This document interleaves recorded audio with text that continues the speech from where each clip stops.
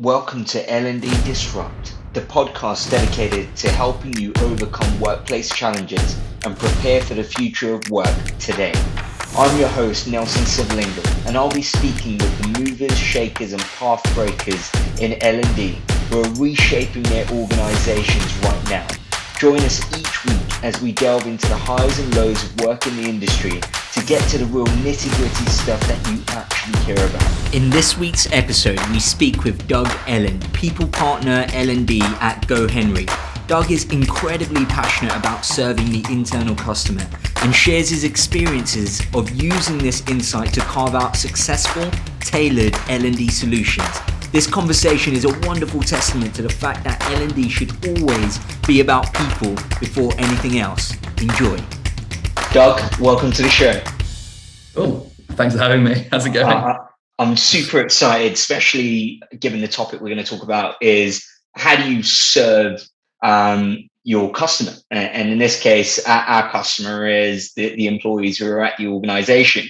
So I guess a good place to start is, how do you get to know your internal customer and what they need? I think this is actually one of the sneaky little bits about L&D that make it such a beautiful role. Is like your job is literally to have a chat and have a good time with people. I think it's enabling yourself to literally, just talk to people on a level and really understand that they're your colleagues.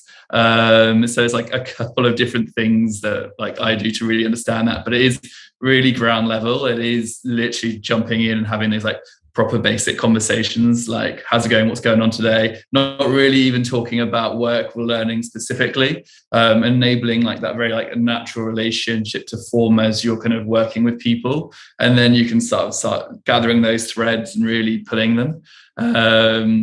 There's a couple of little things that I really like to do as part of it. I think one of them, and I definitely can't take credit for this as an idea, I learned this from a webinar, but it was flipping the script on the exit interview. So there's a bunch of questions that you'll ask during an exit interview, like why are you leaving? What strengths didn't you use that you wish you could have used? What about your job did you not like that you wish you could never do again? All those kind of questions that you'll ask when someone's leaving, when it's too late. Well, I like to ask those questions in their first month, because then we can do something with it, and you learn some really interesting things about what your customer wants and kind of what they need as well to feel like they're fully served by the business.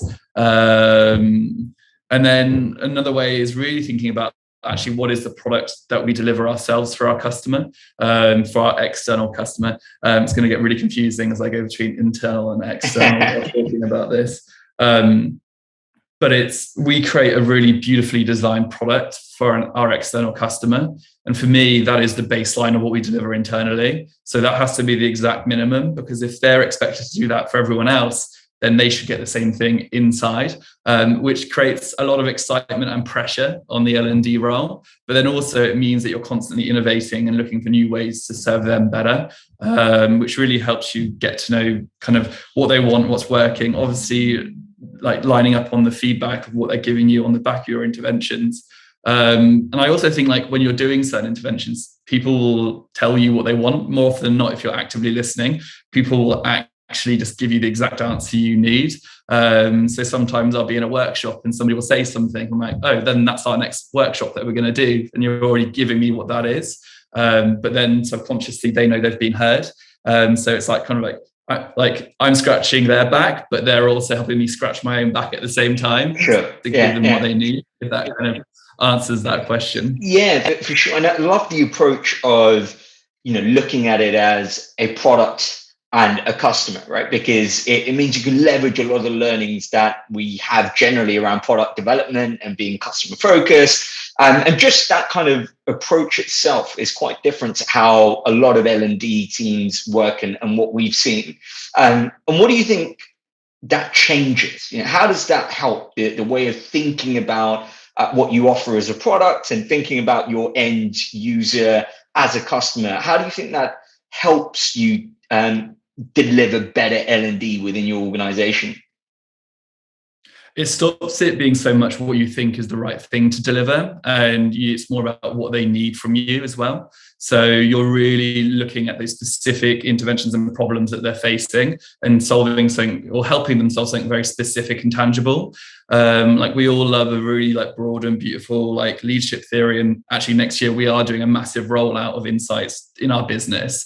But it's actually how can you get something really broad like that and be like, this is how you can answer or solve this specific issue that you're facing right now. And that's really that kind of like customer mentality. Like imagine if you hired someone to build a garage for you and then they kind of like built what they thought they should build and not the garage you wanted. And you'd be like, why the hell are you here? Like you're fired. And it's the exact same thing for me within the L&D business. Like how can we solve a specific issue you're facing or help you go on that journey together? And then we can take it from there. And then you can weave in the things that you think are really interesting, the things that get you fired up as part of it and get them engaged to it and really liberate their curiosity along the way of that journey. But yeah, I think getting it as specific and tangible as possible is the real silver bullet that comes with serving that internal customer. So what does, I guess, that initial part of the process look like? You know, is it, I'm going to go out and speak to certain managers? How do you pick those managers? How do you do those interviews to really understand what those needs look like?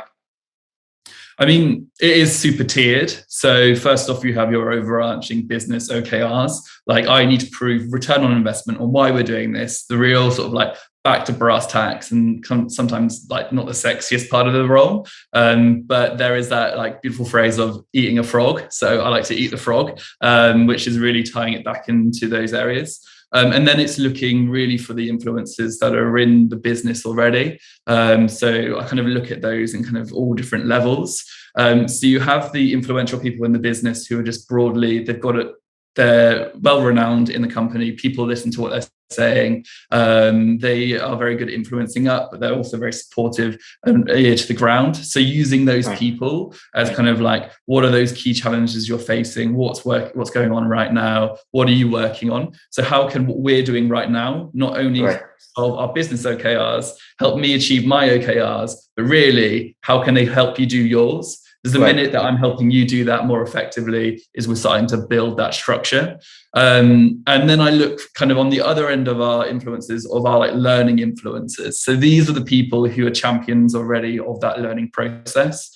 So they can sometimes are a bit quicker to see the connection between the intervention and the tool you're making and the problem you're trying to solve. And they will help you build those bridges and talk to people sort of like around the business as well. And they sort of become part of the training army or the training ethos. And then I go to the next step, which is the person who might not be a converted training influencer, but somebody who has a unique problem that you can help them with. And usually that person is somebody that I might look at who might be in a completely different area of the business to me. So for instance, the way that our structure is set up, I'm part of the people team, which is part of the operational team, which is the very operational structure of the business. But then we have an area of the business, which is a bit more creative, marketing and those areas. And they kind of live in a different sort of house to me. So how can I get someone who lives in that house to be super excited and do that over there? And that's what I like to call like my unconverted influencer. And I'll help them sort of take the work that we're doing and be like, oh my God, this has solved this problem. And then they're influencing this whole house of people that maybe I don't have like the access to. Maybe if we're using us, I don't know, like a Harry Potter analogy, I'm in Slytherin, they're in Hufflepuff. I don't have the password to get into whatever their house common room is, but they're doing it for me over there. And it is that thing of we're all that one team sort of ethos inside that strategy. I don't like to get super specific when we're building out those strategies. I think it's really doing those top level, what we're trying to achieve from a very broad perspective, and then those action points that we want to achieve as part of it, which could be specific trainings, it could be workshops that we build, it could be tools that we develop. They need to be a bit more reactive to work inside our business, because you know what, the problem our team is facing today, they needed the solution yesterday. So if I'm trying to create a strategy for next year, well, actually, I don't know what problems are going to happen yet. So it is building in the padding to be flexible. And as someone who doesn't like routine, that works for me as well. There's so much there to kind of pick apart and dive into, Doug. So just on the influencer part, how do you go about, I guess, identifying those influencers, both those kind of business influencers and learning influencers. How do you identify them? So it's an interesting one, because I guess I joined GoHenry 7 months ago. So it's a journey that I've gone on very recently, but it's also a journey I'm still going on. And actually, it's one that will never end as the business continues to move. So first off, that initial pre-converted learning influencer, they're already on the choir, they're already singing from your hymn sheet. They're the people that are hungry for you. So they're the people that have already put that meeting in your diary before you've joined. They're the people who've already asked for something for some sort of training. And very quickly, it's easy to sort of get those people on side and ask them the questions that they've seen have worked before and maybe not worked in the past. But then also like solve those solutions. For the unconverted, I think this is when you really got to use sort of the different company comms that are available to you. So who are the people that are talking to the business? So for instance, you might have a town hall in your business. We do something called an M3, which is meant to be on the third Monday of every month, but it's usually on a Thursday. But that's when the whole business will get together and talk. And I can see that there's someone that maybe is talking on that consistently, but I don't have a lot of interaction with. So they're already an influential part of the business, and they're solving something. And there's a reason I'm not talking to them. So how can I find a reason to talk to them? And that's where I work really closely with maybe some people within the people team who might have interactions with them. So maybe there's a recruiter that recruits for them who can get me kind of like involved in a conversation. Maybe there's some interviews going on in their team, and I can sort of like dive into those and use those as a segue to get into it. But then it's going to that person with the issue that they're facing and being like, I can help you solve this issue. Let's do this together. Let's hold hands and like get moving on it. And then you can do some really beautiful stuff together. Like last week, I guess last week from when we were recording this, I ran an all-day workshop with our creative team. And it's a team that I necessarily haven't had a lot of hands-on time with. But we spent 8 hours sort of exploring self-awareness, connections, conversations, to ultimately get to better connections within their team, but then to also become more effective through our insights discovery workshops. And they're all converted now. So then that's now 4 people in the house that I don't have the password to, and now spreading the love out over there. So that's kind of like that sort of area of the pre-converted and then getting the converted people on there. But then I think there's also a bit of what house is on fire. And identifying what is the house that's on fire right now, and what's the solution you can employ to help put that fire out. But then that solution that you've done, how do you then evolve it to then protect all the houses that weren't on fire at the same point? I wasn't trying to get into like a deep Harry Potter analogy. It's kind of happening. And I think pop culture references always help in everything.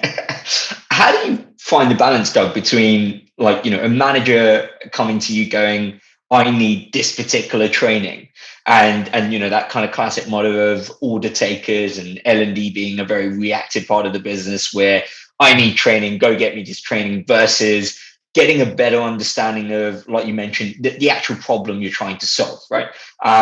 Because almost the training is a preconceived notion that this is how you need to solve this problem, which doesn't really give you the opportunity to kind of solutionize how you would address that problem. So how do you find a balance between giving them what they need, but not necessarily in the form that they expect it to be delivered? I mean, I think the secret power that any person working in training development or any support function needs to know how to do is ask high quality questions. And it is going through that question mentality when they come to you to ask about training. What is the question behind the question? What is the reason behind that? And diving into that with that person. What have they tried already? But then I think also, if you do have a bit of a roadmap of what you're going to deliver, it's actually saying, well, we've got this solution. Does this work for this? And sort of tying those pieces in as you sort of go in with it. I think another part of it is as you sort of it's trying to get it before they come to you in that solution. I think if we're going to dumb it really back down, actually, is I guess one thing that I do very quickly in joining GoHenry was we had to run some anti-money laundering training, which is compliance, which I think everyone who works in L&D hates doing compliance training, or they don't have as high a passion for it. And I think what a solution for that is, if this is a pain point that we face every year, how do we make this a pain point that goes away in the future? So the way that we were doing it before was very, everyone in the business has to join an hour-long lecture of us talking about anti-money laundering. And for people who work in our fraud team, very tied into our role, super engaging. For people who maybe work in our design team, not the sexiest thing to sit and spend an hour of your time doing. So I think it's working with that manager who has that really firm need that they have to do it. This is the house that's on fire, but how do we make that fun and sexy to everyone else and sort of change the script on it? So what we did is we actually found a subject matter expert within our business who wasn't the manager, who we wanted to really promote across the business. And they were the expert in that. And then we filmed talking head videos based on anti-money laundering training, which got it from an hour-long lecture that everyone had to attend at a certain time to a 7-minute video that you could watch anytime in a month.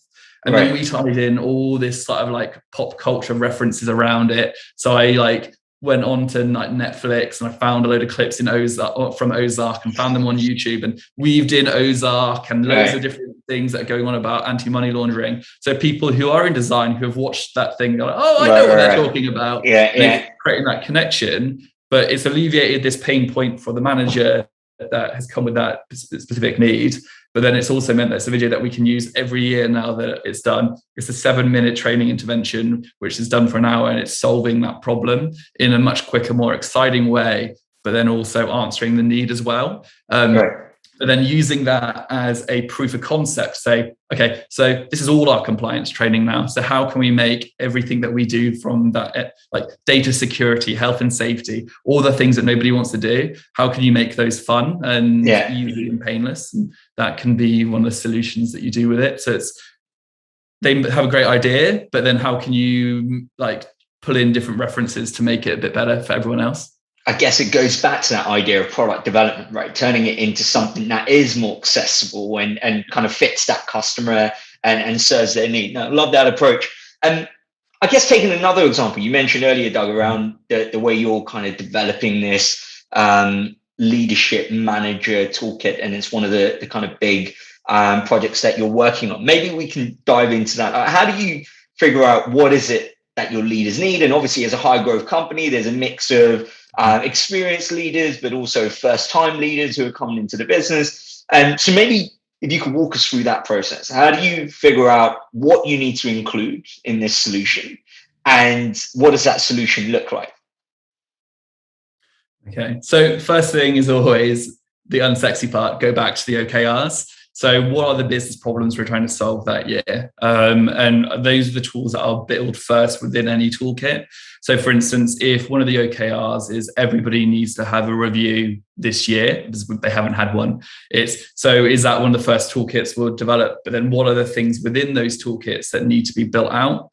I think one thing that happens when you are a leader, and especially if you're new or even if not, there's a bit of common senseness that we need to get away from. And I hate the term common sense because that's common sense for one person. And I think some examples of this is you become a leader, so you're automatically good at setting goals. You're automatically good at giving feedback. You know how to coach. And everyone builds everything off this assumption that you already have this stuff or these skills under your tool belt. Well, actually, that's the thing that steps people from doing any of this stuff above it. So it's really stripping back the arrogance of training and being what is the thing that really slows you down? And it is building those baseline tools really early. So actually a really engaging tool around setting SMART goals is something that people can unpick no matter what level they are in the business, whether you're building out your goals for the year for your team or whether you're brand new to the business and actually you're not a leader, but you still need to set those goals. So we call it Go Manager's Toolkit, but also I like it to be a hack that anyone can use so that actually if you want to become a leader, you can use it. But then if you're not a leader right now, or if you are a leader, you can use it as well. And then I think it's weaving in some more of the things that are a bit more aspirational, that sort of feed it in. And I think a key part of this, which is very much needed, is sort of really diving into all the stuff around equity, diversity, inclusion, and taking these topics and going really macro on them as well. So you're doing these really finite, nice tools around SMART goal setting, but then you're asking these big questions around what is neurodiversity and are you ready to lead a neurodiverse team and what does that mean? So people can almost learn new questions to ask and learn new questions to Google. And that's the thing with our tools. I don't want to give you all the answers. I want to give you more questions so you can Google it and go on YouTube and do all that stuff and like ask the questions as we're building through that toolkit. But another thing that we do from it is trying to make sure nothing happens in isolation. So if we build a workshop, for instance, I've recently done one on like how to be a kick-ass coach, and everything likes to have a bit of alliteration within it. And so from that, we'll develop toolkits that will dive into every subject that we go into in a bit more detail on that. So one of the things we did in that workshop was we talked about the drama triangle, and I could only talk about that for literally 3 minutes. But then we can build out a whole toolkit on escaping the drama triangle. The GROW model, that's a lifetime of practice. Let's build a whole toolkit on that. So it's weaving it all together so that no matter your learning style, it is kind of there. I guess, how do you track what works and what doesn't work, Doug? Right? You're trying a bunch of different things. You've got different resources in this toolkit. How are you tracking what's working, what's not working, and what do you do with that information? So there's a couple of different avenues we go down. So I think if you're talking about technical training, one of my big approaches to any kind of development is everyone you work with is an adult. So treat them like an adult. So what is the training they actually want? And I have a retail background. So if you come, now I work in a tech company. So if you're coming to me and asking for Python training, I'm like, why do you need to learn how to charm a snake? I have no idea what you're on about. They're actually talking about coding. And I'm like, I won't ever know what is the best tool that you're going to use to learn to train, but you will know that. So for the technical training, it's challenging them to go to market to find the thing that works for them. And then all they need to prove back to me is, what's the return on investment to the business? And can you prove to me based on your last review that this is going to alleviate one of your pain points or augment one of your strengths? And if they can do that, great, we'll typically sign off that cost. So I think the win you'll see from that is you actually see the increase of people who are actually taking advantage of our training budget. But then it's also seeing the population grow of different teams that are going for it. So when I first joined the business, our product team were amazing advocates for taking advantage of this training budget. And then recently I've just got a load of our tech team excited about doing it. So it means that this like sort of idea of, I can find a development that works for me and get it from our business, and it actually turns into L&D into a benefit, is seeping across these teams that live in different houses in Hogwarts, whatever you want to keep going on that analogy. And you're seeing that grow. So you can see that in that way. For more of our other interventions, so the next level we do is kind of something that we call a Go PD. Everything at GoHenry has a go on it, which is Go Personal Development. And they're workshops that either we all write internally and lead ourselves, or if they're specific ones where we go external, we might find an external provider to lead them. And that's when you start seeing the uptick in people actually joining those. And another part of looking at how you're seeing the growth in that is actually different leaders who are promoting them within their teams. So our UK team, really great at taking advantage of them. Our US team maybe doesn't do as many, but now we're seeing an increase in those sort of workshops that our US team is. So what is the reason they're joining that workshop? And it's asking those questions to pull them out so then we can get that team to join more. So it is very much like, I hate to say it, bums on seats is a bit of it. And then from our more Go management toolkit things, it's very early days, but what I hope to see is a reduction in certain figures. So labor turnover will go down. The actual responses we're seeing on our exit interviews, because we use that as a key metric to identify topics, we'll stop seeing those topics coming up as much if we can see that alleviating. And then you get general views, likes, your kind of virtual body language on that kind of stuff. And then I guess from an overarching thing, it's then seeing people coming purely to the L&D function for answers on things. We'd never had an L&D function in the business before I joined. So it was very much people throwing pasta at the wall and seeing what stuck when they asked for training development. But now if they go more and more to a specific individual to ask for that intervention rather than going to like a general mailbox and then they get looped through, seeing that direction come through, it just means that we're seeing more and more of that engagement coming through. Doug, we're going to go on to our quickfire questions now. Are you ready? I'm going to fire some questions at you and you can give me a relatively quick answer. Does that work? Cool. That works. Right. First one be, how do you learn, Doug? Oh, so look, I read all the time. Well, I say I read, I listen to audiobooks. So I'm on audiobook 28 of the year. I'm trying to get to 30 before it's out. Yeah. podcasts, feedback, and actually, do you know what? There's different networking groups that you can join on these things. And just kind of added on to that, how do you go about deciding what to read? Or, is it recommendations? Are you typically searching for a particular topic? So there's a couple of authors that I really like, and then I go on what's their reading list, and that usually helps quite a lot. And then sometimes I have a couple of book clubs that I'm part of. So one with some of my colleagues in the States, or old colleagues in the States, and we'll all take it in turns to choose a book. So I might be way more like leadership focused, but we did an awesome one which was all about intersectionality of feminism and transgender identity. And I was like, that's a book I never would have chosen, but actually it helps so much. So having different people within those book clubs really helps pull out like what you're doing. Yeah, it's a great way. And I love book clubs. And I think it's almost an untapped opportunity even within workplace learning for the exact reason you said, right? It brings different people around the table, and you're normally introduced to books that you wouldn't otherwise necessarily go out and find yourself. And I think almost the discussion around the book is just as valuable as the book material itself. So I'm a big fan of book clubs. And what do you know now that you wish you knew at the start of your career? Don't ever try and be original with L&D. Like, I think everyone's like, I want to make the newest, shiniest thing. There's a reason like the Grow model has been around for 40 years because it works. So I think trying to not come up with original content is like a key learn that I think will save you a lot of time and stress. But coming out with an original way to like deliver it and weave in relevant like pop culture references and references to your business to bring it to life. Like, I think your job in L&D isn't always to know the answer, it's to know how to facilitate it. And that's a really key differentiation within like the field, I guess. What's the one skill that you think someone working in L&D definitely needs today? High quality question asking. You need to be able to know how to ask questions that are really dynamic and make people think in a different way. And I think it's the hand holding part of that is active listening. And that's the thing I'm always having to make myself work on because it's probably not a natural thing that I do, but really like turning that on and listening to it. So yeah, that whole high quality question asking mixed with active listening will solve most of your issues, will help you get to the root of the problem. What's one thing you've learned from someone else you've worked with? So there's a phrase that everyone who's ever worked with me will know that I've said this, but I definitely didn't come up with it. And I don't think the person came up with it who told me it. But it is, if you give someone a bad job to do, what kind of job are they going to do?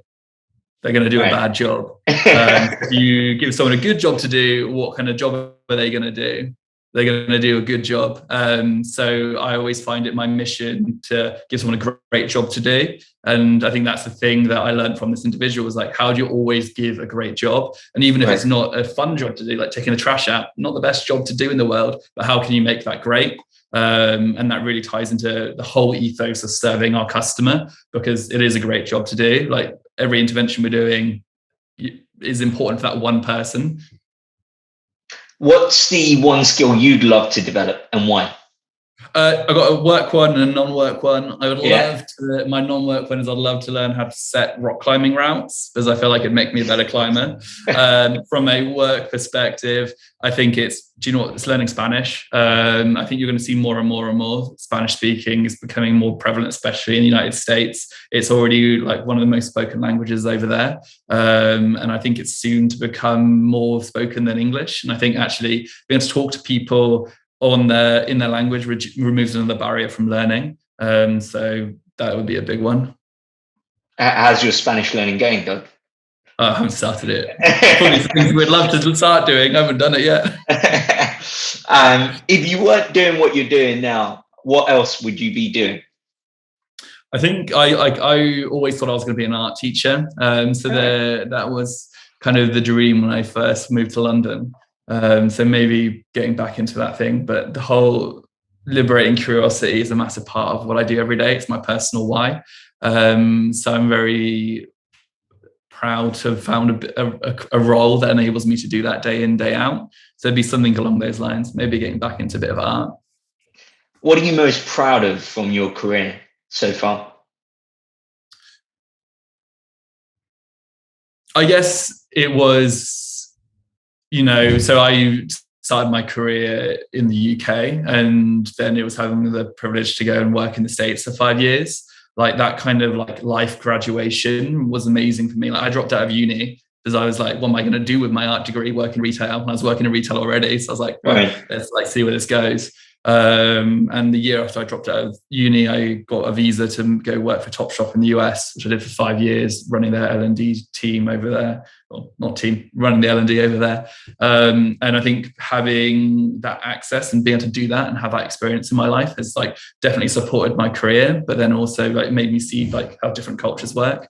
So that's like a massive proud part of what I would recommend anyone to live in another country, even if it's for 5 minutes, go do it, because you get this like beautiful like Peter Pan feeling of exploration. It's great.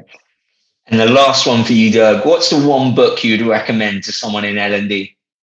So this year it has to be Think Again by Adam Grant. That book is, everyone at GoHenry is bored of me going on about it, but it's amazing. I was even in a conversation the other day, and we were debating a point, and none of us were getting across the line. And then there's a bit in the book where he talks about essentially flipping the conversation. So rather than trying to get someone to agree to your point, ask them like, what are the barriers? So I literally asked the question, so what are the barriers that are stopping you from wanting to try it in this way? And seeing the whole sort of like brain explosion in their brain of thinking about it in a different way.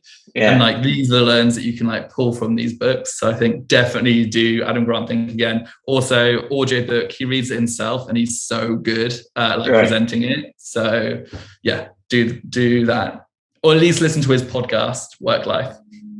Doug, it's been an absolute pleasure to have you on the show. Thank you very much. Thanks for having me. Cool. Thank you once again, Doug, for taking the time to share your experiences with us. I really admire Doug's dedication to understanding his internal customers' needs. I think we could all aim to do a bit more of this. If you enjoyed listening, please do take the time to subscribe or share this with others. To connect with either myself or Doug, then you can find our details below. See you next time.